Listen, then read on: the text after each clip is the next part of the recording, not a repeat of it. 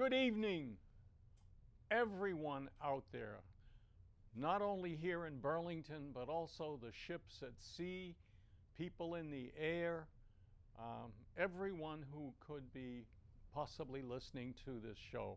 We have, first of all, I think those of you who are watching will remember that we took a long break over the summer, and this is the 102nd show that we've done or will have done.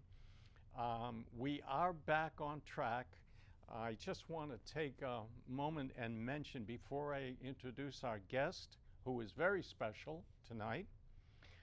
In the near future, as early as next week, Catherine White, a constitutional expert, someone who can give us some pretty good insight as to what the intent of the founders was by giving us a breakdown of the different parts of the Constitution.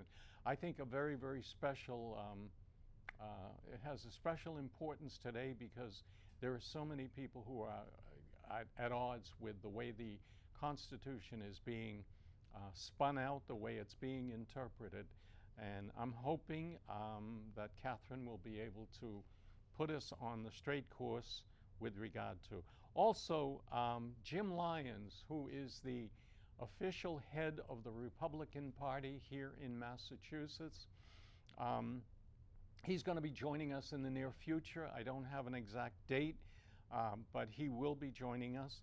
Locally in town government, John Sanchez has already agreed that he's going to come in and talk about our hookup with the MWRA and how the process is going and when we're going to have water. You notice the signs here in Burlington are still out there that you cannot water your lawns. No big deal today. We had plenty of rain, but it is an issue, and John will be here to tell us about it. Kevin Duffy, the one other person I wanted to mention, Kevin Duffy, who is one of the principals in developing the 19 and a half project that is getting close to being open in the near future. He has agreed to come on and tell us about what they have, when they're going to have an opening and whatnot. So please join us every other Tuesday. We will have not only those guests, but we will have a whole host of people, local and state and possibly even national when we can. Okay? Thank you for joining us. Tonight, we are especially blessed. A gentleman that I just met, and we've already found common ground in terms of not only what we want to talk about, but I think we will find that our views are pretty much in line with one another. His name is Bill Gillmeister. He is not retired. He is still working, and he is officially, oh God help me, Bill, you're the executive director for Renew Massachusetts. Oh, that Coalition. I knew, but what do you do for a living? Well, I'm the executive director for Renew Massachusetts. The executive Coalition. director, I knew that, I should have said, okay, for Renew, which is a Massachusetts coalition that has and currently undertakes support for particular issues that come up, especially to the state legislature, and that's exactly what you're going to hear about tonight. Some of them, 2 or 3 of the issues are critical. One in particular, I think you will understand immediately, and I'm hoping we'll see the issue pretty much in line with the way that we see it, both Bill and myself. Tell me a little bit about yourself. This is Bill, and I'm Pat, by the way, Pat Marino, and I've been doing this show for a while, and I enjoy it, and I'm so happy that you joined us. Tell us about yourself a little bit. Well, Pat, my name is, again, Bill Gillmeister. I'm from Brookfield, Massachusetts. I live there with my wife, and we have 6 children now. They're mostly all grown and out of high school, 6, that's right. 3 boys and 3 girls, so we've had an awful lot of fun at that. But that's also gotten me very involved in a lot of issues. I'm actually a PhD agricultural economist, and I worked for the state for a good number of years on a lot of agricultural issues, as well as zoning issues and some other things like that. Very involved in the legislative activities, and so in 2012, I left state government to work for Renew Massachusetts Coalition, and I've been basically working for them ever since. Why? Well, because again, with 6 children, I became very involved in a lot of issues, particularly associated with education and our educational system. I was a school committee member down in my area, Tantascwa Regional School Committee, for 12 years, essentially. And so that's kind of how I got involved in some of the other issues not associated with agriculture. But I also became involved. I'm also a pro-life. I'm a man of very deep faith, as is my wife and my family, and we very concerned about religious liberties and life and marriage and all those things that sort of maybe third rail types of issues for some folks. But primarily it's my pro-life beliefs that kind of got me involved with Renew Mass Coalition and the types of activities that we're involved in. Those beliefs, in many, many ways, are the same beliefs that the people who wrote the Constitution had. They were concerned with family. They were concerned with their rights. They were concerned with protecting life. They were concerned with, I think, most of the things that you folks at Renew, and this is my next question, are concerned with. What is Renew Mass Coalition we have here? And I should probably hold this up. This is one of their letters that they send out that I am fortunate enough to receive. I have not been as involved as I would like to be. I have some personal restrictions, but I assure you in the future I will do what I can to support Renew. Tell us what Renew, how was it founded, and where were we located? And it was founded out of the marriage amendment process, attempts to amend the state constitution back in 2004 to 2006 to define marriage as being between one man and one woman. Right. And when that failed, ultimately, the reason why it failed is we couldn't get 50 votes out of the 200 legislators to allow that amendment to move forward to the ballot. And because of that, Renew Massachusetts Coalition was born with the intention of basically changing the membership of the legislature in order to let that amendment move forward.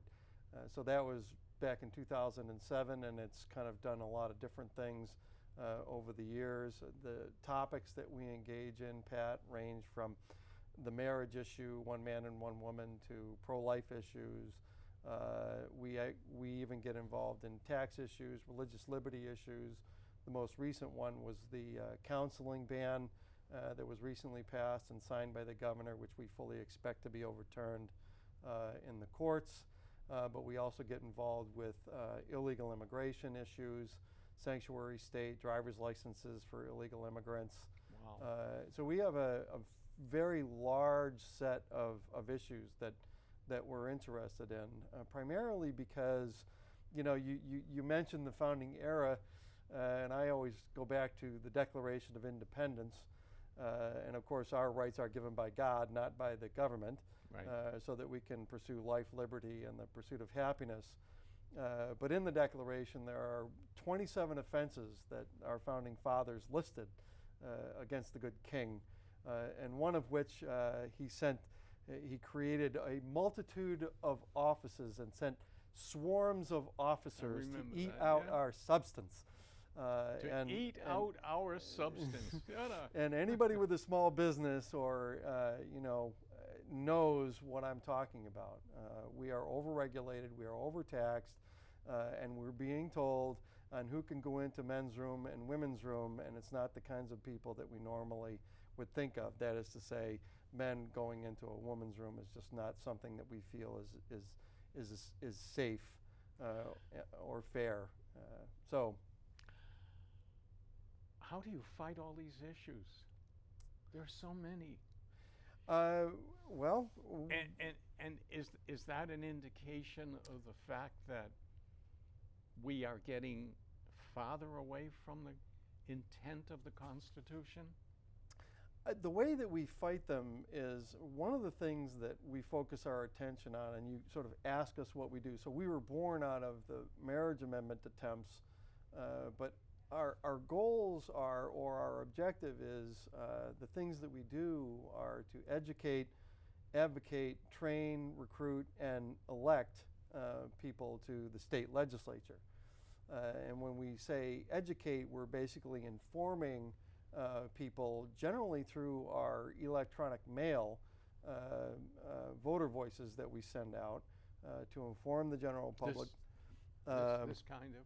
Yeah, actually, it's electronic. Okay. That's a paper form. Yep. We send out an electronic email to folks to inform them what's going on. We also, so we educate and then we advocate for. So we'll go up to Beacon Hill. We'll give our constituents every opportunity to engage the legislature, and it's generally not going up to Beacon Hill and meeting with legislators. We generally are asking those that support us to send emails, to make telephone calls, because it's very difficult to go into Boston. I mean, traffic nowadays is horrendous. I mean, going into Boston is a full day trip for many people. So we don't want to ask people to take time off from work to do that, but we do simple things. Make a phone call, send an email to your legislator, and advocate. And when we start educating and advocating that way, we get a lot of grassroots involvement. And so it's from the bottom up, which is the way our founders actually envisioned our government. We the people. It's the ground Exactly. up, not top down. And so we get the grassroots to get motivated. And oftentimes those folks, some people who really want to do more than just send an email or make a phone call, maybe run for office, a school committee, selectman, city council race, or even state rep or state senate. And so we offer training. We do candidate training schools very oftentimes. Wow. We do those. We did a good 5 or 6 of them at the beginning of this year. Municipal campaign, because this is a municipal election cycle. Next year will be a state election cycle, where we'll probably have some campaign schools toward the beginning of the year next year for those folks that want to seek state representative or state senate offices. How do you get new people in? How do you, is it just word of mouth, or is it? It generally is word of mouth, and it's through our email system. And one of the other ways that we do is, right now we have an initiative petition drive going, again to amend the Constitution, but this time it's to stop taxpayer funding of abortion. So we need to collect 100,000 signatures, certified signatures, by November 20th. So time is running short. If anybody would like to volunteer, you can go to stoptaxpayerabortion.org and you can volunteer there. But we're trying to collect those 100,000 signatures to stop taxpayer funded of abortion. We spend about $1.7 million every single year on abortions because of a 1981 state Supreme Judicial Court decision. So this is not a federal issue. It is a state issue that requires, if we spend money, if we spend taxpayer dollars for health care, then we have to offer abortion. At least that's what the state Supreme Judicial Court said in 1981.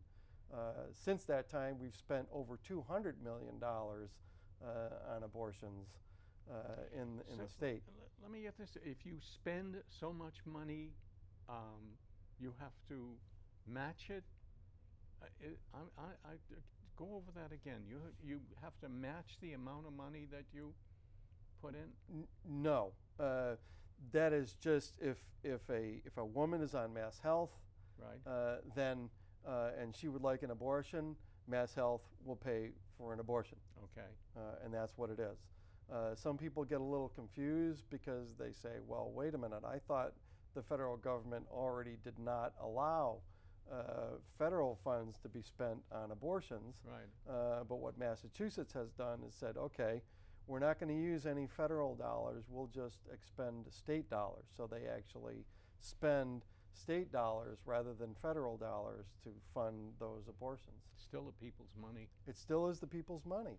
Yeah. It's Massachusetts taxpayer dollars Yeah. going for abortions. And we have surveys that show a vast majority of people, even those that might be on the side of pro-choice, will say, yeah, no, forcing people to spend taxpayer dollars on abortions is not right. And So you're suggesting that there's a large number of people out there, a very large number of people out there, who would support your views on stopping taxpayer-funded abortion. Yeah, Yes. stopping Yep. taxpayer-funded abortions. Yep. Wow. So to get back to your question, which is how do we get people to engage? So we'll go out and we'll ask people to volunteer to help us collect signatures. And some people will they've never been involved in this sort of thing in the past, and they'll raise their hand and they'll say, I'll do it. And so we offered actually trainings back in August and early September on how to collect signatures, because it's kind of a complicated circumstance, and you've got about 10 seconds to reach someone as they're walking into a supermarket or walking wherever you see them. You got 10 seconds to get somebody to get their attention, to sign the petition. Yeah, they're intent on shopping and running and whatnot. So that's correct. Yeah, that's even 10 seconds seems like it might be long to grab their attention. It generally is. My experience, and I've done this quite a bit, is if you can, it generally is it takes about 10 or 20 seconds, maybe 20 seconds total to get the signature. But you get 10 seconds to grab their attention and pull them in to a point where you can describe what it is that you're looking to do, and they'll sign and they'll either sign or not sign the petition. So Renew Mass Coalition is approximately how old now? Well, we're running 12 years old now. 12 so years, 2007 okay. is when it was it was initiated. Do you feel as though you've had some success and you've been able to stop some bills or change people's views? This is a very difficult state. Yeah, it is. It's a very difficult state. I couldn't help think about you in another state. You'd probably have a lot more support than you get here. I mean, I know there are lots of people out there who believe in what, and I include myself in believing what you're talking about. But I can imagine how much easier it would be in most other states. Well, Democratic states, Republican states, we're back to that same. Well, one of the things that's actually unique about Massachusetts, most people will look at Massachusetts, and I'll say things like, well, one of the things that Renew Massachusetts would like to do is to change Massachusetts, at least the state legislature, from blue to red. Yes. And most people will just laugh at me when I say that. But the fact of the matter is, if you take a map, a red-blue map, like you do in the entire country, you'll see after presidential elections, red-blue map, and you do that red-blue map of Massachusetts for, say, the governor's race in 2010, 2014, and again in 2018, or Scott Brown's races, and then you overlay the House districts over the state, you discover something pretty quickly, and that is that Charlie Baker won over 90 of the 160 House districts. And so if you think of the majority of 160 as 81, and He Charlie won Baker 90. won 90, Yeah. Scott Brown won over 100 of I those House remember that, districts. yeah. We now discover that, in fact, perhaps we're much redder than most people really understand. And I think we are attempting to educate people about that fact, that in fact there are a lot of like-minded people out there who actually agree with us. You give me hope. I come from Brookfield, and some people, it's the central part of the state, and some people will actually call us flyover country because there's really nothing there. And in fact, we are actually a very red part of the state. We have a very conservative group of folks out there that love their liberties and love their families. And that's not to say that everybody else doesn't love their families. It's just to say that we have a certain way of thinking about things out west. And there are other places in the state that have the same views. There are more than just niches of red votes in Massachusetts. There actually, from what you're saying, it pretty much sounds like there's enough to put up a substantial fight on almost every issue. Absolutely. Yeah. Absolutely. Wow. I don't know where to begin. Well, it's a lot of work to identify those districts and to find people that are willing. That are willing to do these sorts of things. So even now, if people who might be listening, what would they go online and find Renew? They could go to our website, renewmacoalition.org. That's www.renewmacoalition.org. We have a website. We're also on Facebook, and that's just Renew MA Coalition. You'll find us there. We also have a Twitter handle, Renew Mass Now. It's a little different, but Renew Mass Now. You can find us on Twitter. And any of those locations, you can sign up for our email. You can also just email me, Bill, at renewmacoalition.org if you want to get involved. I'm hoping that they'll be able to put that up on the screen, your particular, toward the end. I'm sure that they will get it over there. God, there's this whole issue. Suppose they wanted to make a contribution. Well, again, they can go to our website, www.renewmacoalition.org. There is a place where you can make a donation if you would like. But that is, visit our website. Our Facebook page is generally much more active than the website is, but you can find useful information. We oftentimes there's an action portion of our website where if you want to get involved and send your legislator an email with regard to the Roe Act, which is the Roe Infanticide Act, you can send an email about that, or sanctuary state legislation, driver's licenses. Any of those issues are all up on our website. And so you can go to our action tab on our website. Pick out one of those issues. And pick out any of those issues, all of them if you would like. But that's another way that you can engage the legislature. But the unique thing about Renew Mass Coalition is indeed our training and recruiting programs. Because it's one thing to want to run a race, run for an office, school committee, selectmen, city council, state rep, state senate. It's another thing to actually get elected. Right. And that's something wholly different. And we do have campaign schools that we train people to do those things. We have had actually broadcast media trainings where we teach you how to go on the air and talk on the air, either on radio or broadcast. And all you need is a name for call it a university of. Yeah. Right. Renew University. Yeah, right. Well, but that's one of the unique things that we do, because I think, people get excited about the issues and they want to run, but if they don't know how to do it, Sure. they're probably not going to be successful. Yeah. And they tend, if they do want to put their foot in the water, they do tend to run a little bit, maybe a little bit scared, or they don't understand all of the ins and outs.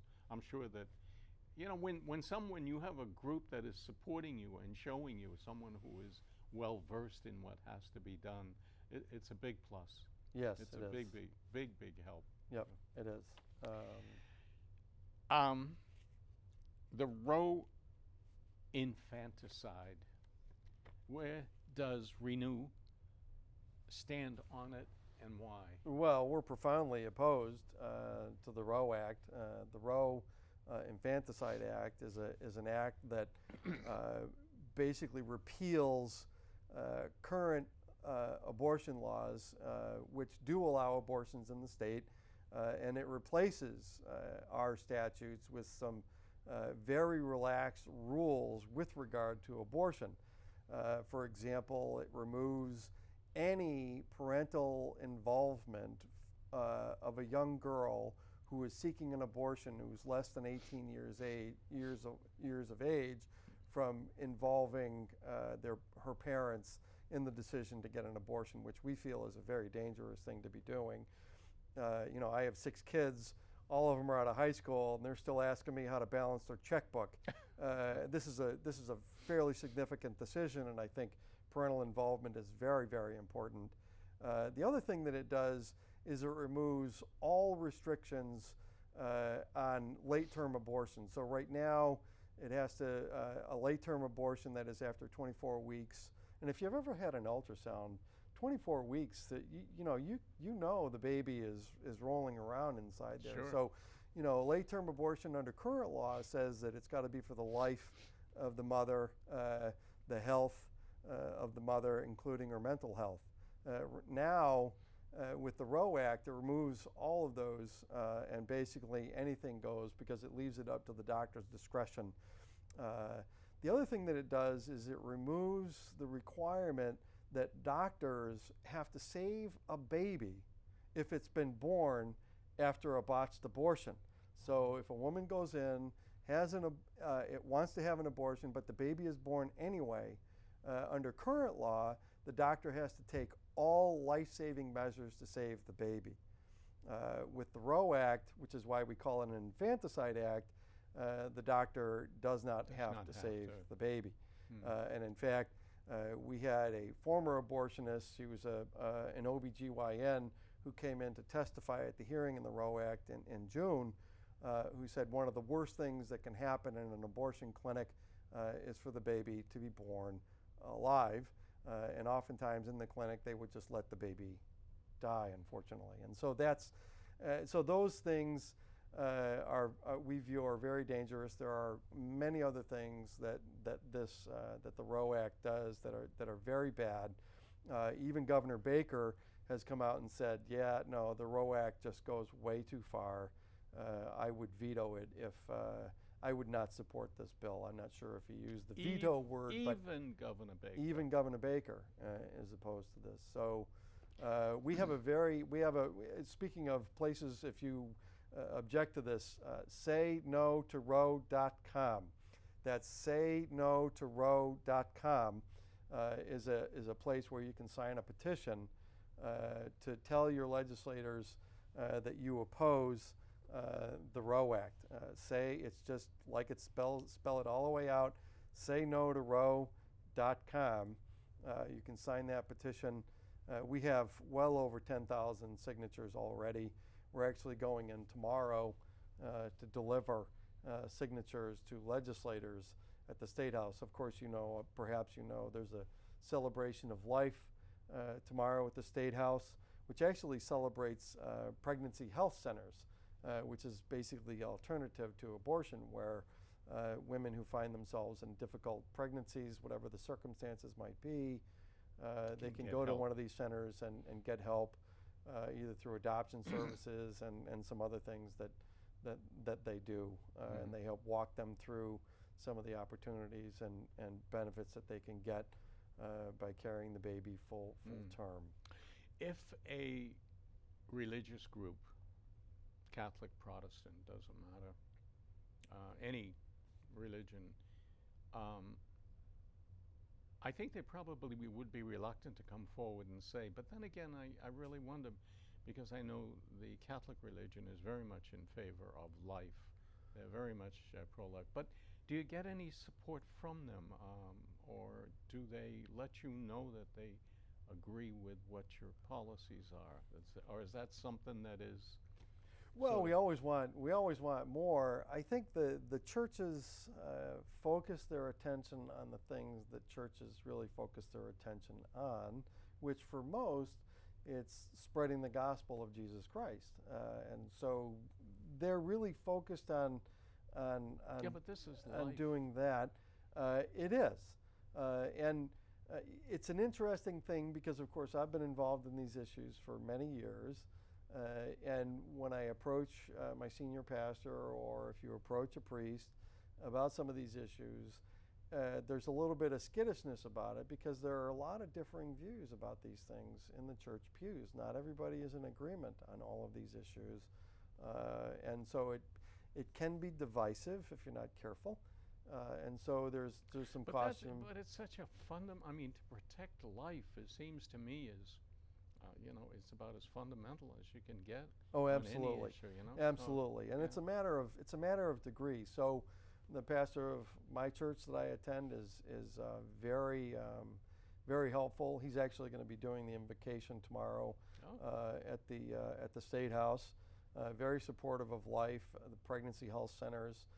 He's very pro-life. He's opposed to the Roe Act. He allows me to collect signatures in the sanctuary, which is not in the sanctuary, but in the church outside in the lobby area. So he's very supportive.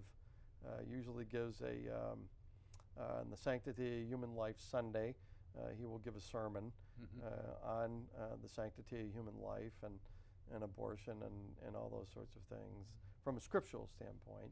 Of course. Okay. And so because there's Psalm 139 and there's lots of biblical references to pro-life and God-loving babies. Yeah, God bless them. Christmas is coming. There's nothing more precious than a newborn.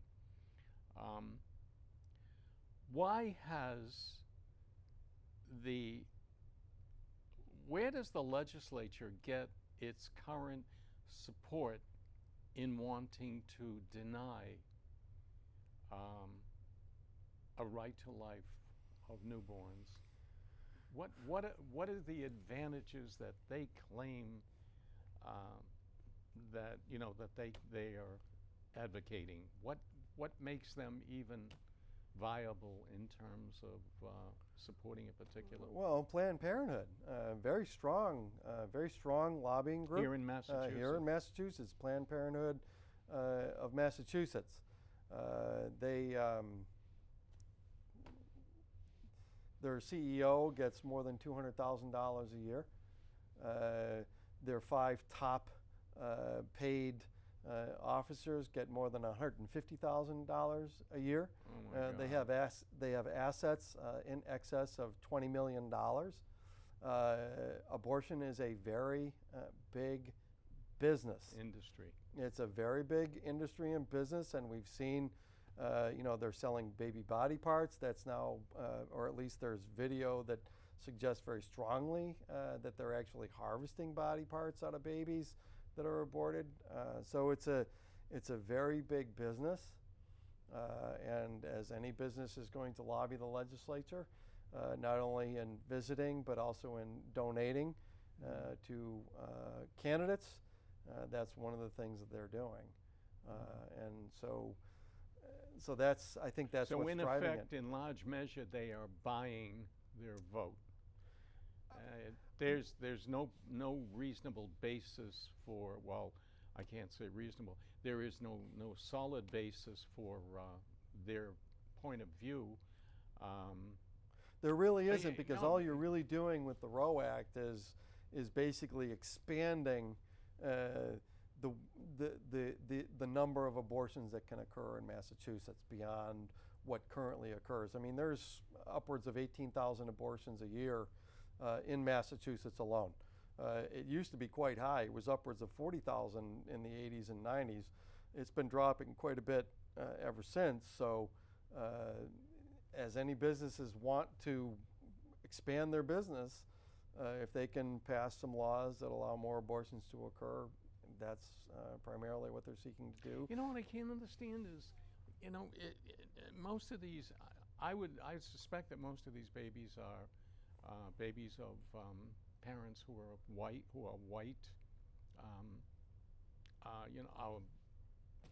I'm sure there are others who are black, Hispanic, or whatever, but the white population is being diminished. It just seems like it's a forget about the religious aspect, or forget about the fact that it's life that you can't reproduce. It's just wrong to begin with. It just doesn't make any sense. Why would you? You're a diminishing population. Why would you deny babies that are, especially white babies? I don't understand that. It just doesn't make any sense to me at all. Even the black community, I can't see them justifying killing black babies. Yeah. Hispanic, any of them, any baby. Yeah. It just doesn't make any sense. Nor can I. It doesn't make any sense to me. So and how do these legislators, how do they justify what their votes, what they're doing? I mean, I think I read in here that the mayor of Boston is going to be, he's very much in favor of it, and they had a rally or something. I Mayor can't remember Walsh, exactly. yes, Mayor October Walsh, 1st. Yeah. There were actually 16, I believe it was 16, it could be 17 mayors signed on to a letter to, I believe, the Judiciary Committee, asking them to report the bill out of committee, which is where it sits right now. I don't understand it either. I know there are some in the Catholic community that quite don't understand how it is that Mayor Walsh, with his Catholic faith and profession, can actually stand in front of the State House and make that profession, as opposed to, say, someone like former Mayor Ray Flynn, who was very strong pro-life mayor in Boston.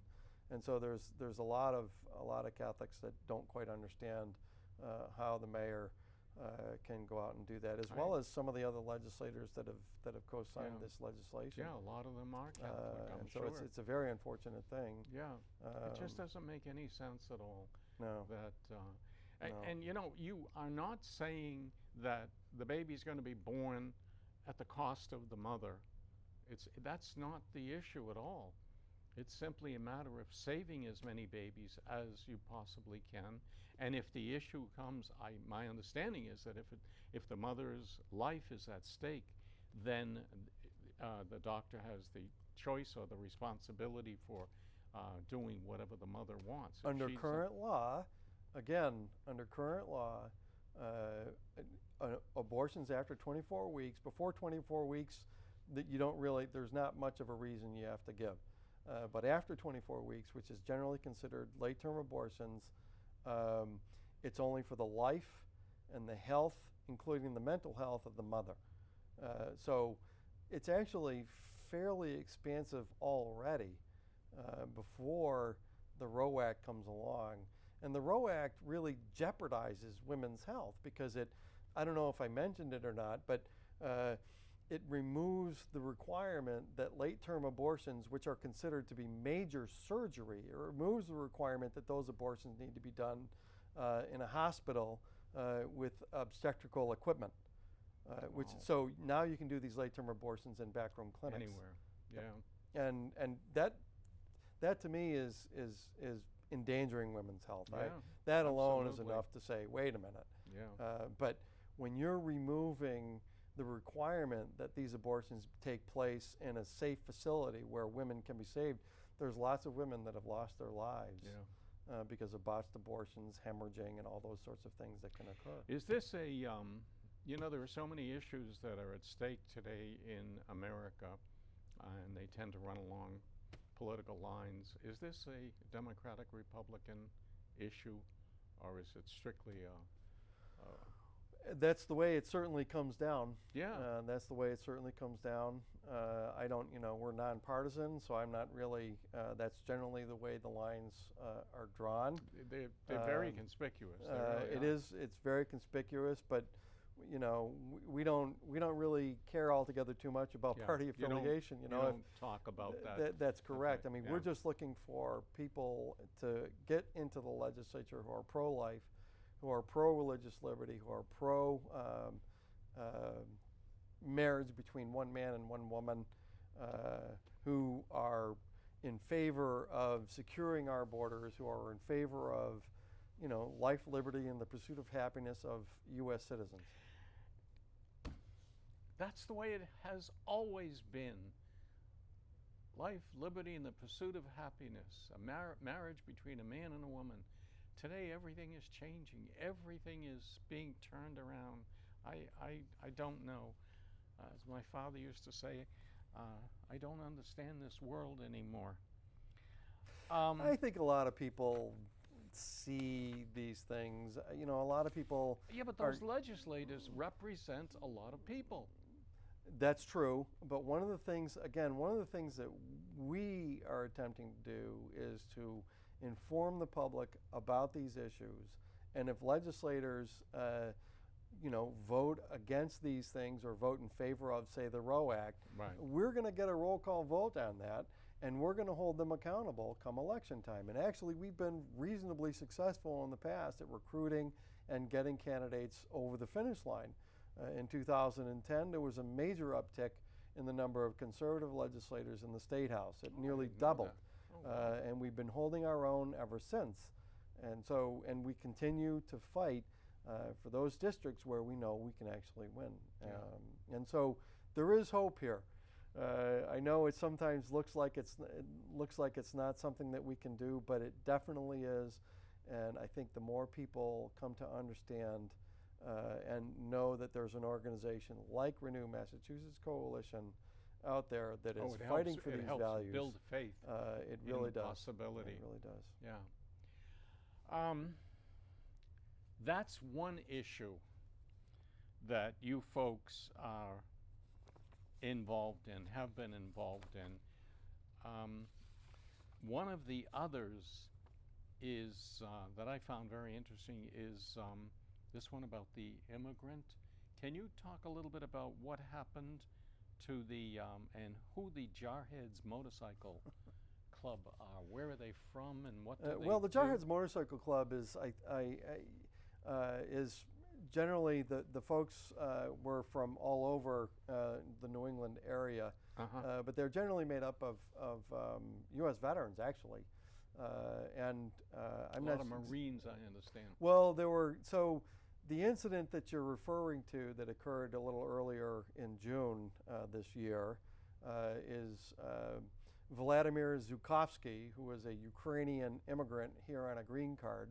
I like to say that he was a deportable immigrant because he had multiple convictions and multiple offenses, both drunk driving, involving drugs, as well as some criminal activities, burglaries, and that sort of thing.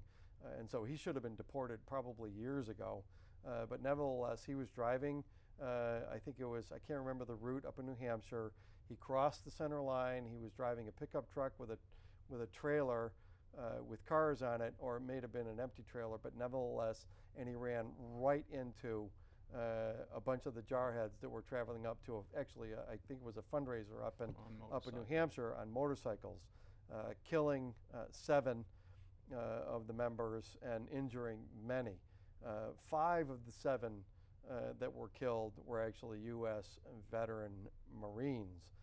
And so even before that took place, we've been involved in the illegal immigration issue for many years, because we believe that driving privileges, that it's a privilege to be in the United States of America. And you need to, if you want to be a citizen, you need to come through the right path, and there is a right path to come by. There is a process by which you can do it, and when somebody is crossing the border illegally, they are here illegally. And so we oppose illegal immigration, particularly sanctuary state legislation, where basically local law enforcement authorities are not allowed to either communicate. Right now, they cannot hold someone who is suspected an illegal immigrant. So if somebody gets arrested for a drunk driving offense, or driving without a license, or one of these types of, or drug dealing or whatever, right. Police authorities are not allowed to hold someone who is a suspected That's in Massachusetts illegal now. immigrant, right, any longer than they would otherwise be able to hang on to them. So somebody gets arrested at night, they'll go to court the next morning, generally get bail or something like that unless it's a very serious crime. And even in some cases, They even never if it's show a up serious again. crime, they'll go out on bail and they're released. And there is no way to hang on to those suspected illegal immigrants in order for the Immigration and Customs Enforcement officials, federal ICE authorities, to come in and see if they're actually a deportable illegal immigrant. That's not true in every state. It is That's not true in every state. Right. Many states. Most states, my understanding is most states you hold them for ICE. That's right. If they've been, if it's I guess conspicuous that they have committed a crime, especially if there's life involved. Yeah. Then you hold them for ICE. But Yeah, not there's here in been Massachusetts. many crimes that have committed against U.S. citizens. Matthew Denise down in Milford was killed back in, I can't remember the year, but he was riding his motorcycle. He was struck by a pickup truck being driven by a drunk illegal immigrant. He was dragged for nearly a quarter of a mile underneath the pickup truck, yelling and screaming for the driver to stop. Smashing the side of the truck to get him to stop, and the driver, the illegal immigrant, drove off the road, but then backed up. And when he backed up, he backed over Matthew and killed him. And his mother, Maureen Maloney, is to this day, she's an angel mom, and she goes around the country. She's been with down at the White House on several occasions, asking legislators to do something about the illegal immigration issue, because we have illegal immigrants. Kate Steinle out in San Francisco. San Francisco is a sanctuary city, and of course she was killed by an illegal immigrant who actually was deportable.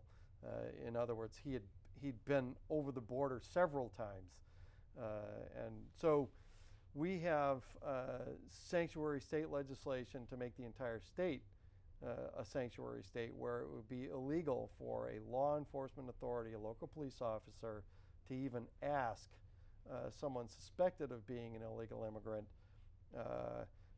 about their immigration status. They can't even ask them without their permission. And this is being supported by the Democratic legislature. That's correct. Yeah. Are Senator Eldridge you familiar with Jeff Kuna? Yes, I am. Yep. He frequently rails at the fact that he had to wait, I think, 2 or 3 years before he could become. And yet, when you read the news, on a regular basis, you see the coming over the border and immigrants in every state. And this is Massachusetts. I'm sure that if you look at most of the states, you'll see the same thing: crimes that are committed by, and yet the sanctuary people insist that they have to protect them. I was with Sheriff Hodson, Bristol County Sheriff down in Bristol County last week, and basically Lowell and Lawrence is the drug hub of the Northeast. Right. And people at the border are actually told, go up to Massachusetts because you can find sanctuary up in Massachusetts, and so that's one of the reasons why they come here. And you have a lot of drug trafficking here. And we've got such a, the opioid epidemic is so bad. It's shocking to me that we're thinking about making it easier for drug traffickers to bring drugs second only to into San the Francisco. state. That's correct. And so it's a very bad situation that we need to correct. We need to correct the Lund decision. We need to be able to allow local law enforcement authorities to speak with ICE about potential illegal immigrants and to detain them for no more than 48 hours to make sure that, What is the argument on the Democratic side, the legislature, the current legislature, the majority of the legislature? What is their argument for being a sanctuary state? What are the benefits for the people who live here, pay the taxes, pave the roads, keep all of industry going, and do what they're supposed to do? How do they benefit from illegal aliens coming in and finding this to be I mean, how do they benefit if this is a sanctuary state? What Frankly, I don't know. Pew Charitable Trust or the Pew Trust or a Pew Research paper was just done.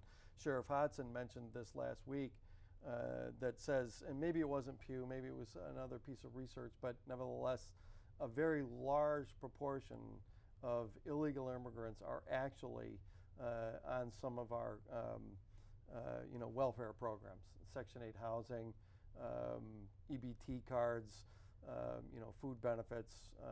Mass Health is also has quite a number of illegal immigrants on our rolls because, of course, they're stealing identities, getting licenses, and all those sorts of things. So all of those benefits, I'm sure, are understood by the Democratic legislators. How do they justify it? I mean, is it simply, well, we want to be good because there are a lot of people, or the concept that, well, America was formed by peoples who came from all over the world, but they came and there were restrictions. We had places where they came to and they were vetted, and many of them were turned back. I can tell you about my own relatives who came here. They had to have a sponsor. They had to wait. It wasn't a matter of they presented themselves here and said, I want to come in. I just, it's just mind-boggling when you try to get your head around that. How do they justify that? Do they just want to say, and what is it costing? I just can't imagine. I didn't review those numbers of what it actually costs us. I know. I know that it's probably impossible to review. It's just the concept. Well, there alone. are estimates of how much it does cost, the United States, both in social programs and in other ways. There are estimates out there. I just didn't review them. And even when you write it down, you say this is probably what it's costing Massachusetts for every illegal immigrant that comes here. I don't understand the. But I think the real, justification. the costs aside. Oh, of course. How much is how much is Matthew Denise's life worth? Yeah. Sometimes they'll say, well, we don't want to separate families by deporting people. Yeah. Well, Maureen Maloney will tell you, I have permanent, irrevocable separation from my son because of a drunken illegal alien. Yeah. And so that's part of the argument. But the other side is there is a human cost to all of this. And that is, I think, the thing that we really need to think about. There's not only drug trafficking, there's human trafficking, sex trafficking. Perhaps you've heard of coyotes down on the border. They're taking young ladies, coming over the border and bringing them in and setting them into the sex trade. Yeah. There's also, just the public safety, the gangs, MS-13 gangs, illegal immigrants driving drunk on the road. Across this country, those items are supported, generally speaking, I know, I'm sure there are exceptions, but they're supported by the Democratic Party. Yeah. It's identity theft and fraud. It's mind-boggling. How are we doing others. for time? I just want to double check here. We okay? We have time yet? Okay, good. Sometimes it creeps up on me, and I forget, and the last minute you're in a hurry. What other issues? Well, religious liberty issues are big issues that we are very often getting involved in. I mentioned the counseling ban, which prohibits counselors from counseling, gender-confused youths, kids, that they're okay in their own bodies and they just have to wait a little bit and things will be okay. But at a minimum, we just recently, Governor Baker signed into law a counseling ban which prohibits counselors from talking to underage youths about alternatives to sort of hormone treatments and turning into, going from a male to female. Yeah. And so now it's a gag rule. I mean, it's plain and simple. It's a pure violation of a counselor's right to give medical advice to their patients. Yeah. We oftentimes in the ROAC debate, well, you know, the relationship between the woman and her doctor is sacred, and we can't get in the way. We can't allow the doctor to talk about alternatives to abortion. We can't require that to happen. And yet, in this particular instance, well, no, the doctor is not allowed to give the patient all the advice and knowledge and wisdom that the counselor has. And so we get a lot involved in some of those issues. We were involved in the Keep Massachusetts Safe Ballot Initiative. Again, gender identity discrimination in public places. And one of the other places where it's actually now coming to bear significant fruit is men who are identifying as women and competing in female sports as I've heard about women. that recently, and you know, they're running in, you know, men are running in the marathon as women. As women. And of course, you know, when it comes to high school sports, field hockey, you know, boys are generally a little more adept at it than women are. Young girls, and they're often displacing young girls on field hockey teams, in track meets. You know, there's weightlifters that are setting records. I saw a cartoon, a meme. It was just a rather funny guy riding a motorcycle, saying he was, and with some bicyclists in the background, saying that he was identifying as a bicyclist, even though he was riding a motorcycle. It was just sort of comical, but you know, this is a religious liberty issue. This is who's you know, aren't I allowed to have faith that we are created in the image of God as male and female, and that's what it is. And yet we're literally being told, no, you can't say that. You can't call someone who is male he or him. You've got to change your pronouns.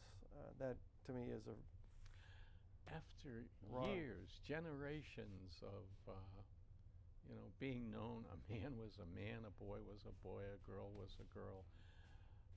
All of a sudden, everything is imploding. Everything seems to be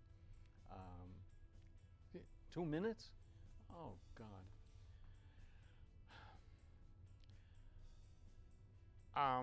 This is what I meant to say. The hour goes by so fast. Yes. There's so many things. We have 2 minutes left. Yo, 1 minute. Bill, before we run out of time, there's so many more things. I hope that you will consider coming back. I would love to I come hope back. to. Yeah, I will. Pat, I this can't has give been you a real date, joy. but I will. Please tell the audience, whoever's out there, tell them about Renew, how they can help. You can go to our website, Renew Massachusetts, or excuse me, renewmacoalition.org. You can go to our website, find out some about us. You can They visit. got it on the screen. You can there. visit Good. our webpage, or I mean our Facebook page, and it's Renew MA Coalition. And you can also email me if you would like, Bill at renewmacoalition.org. Thank you for watching. Please join us again next week and look for Bill to come back and continue his story in the future. Thank you very, very much, and bonne nuit.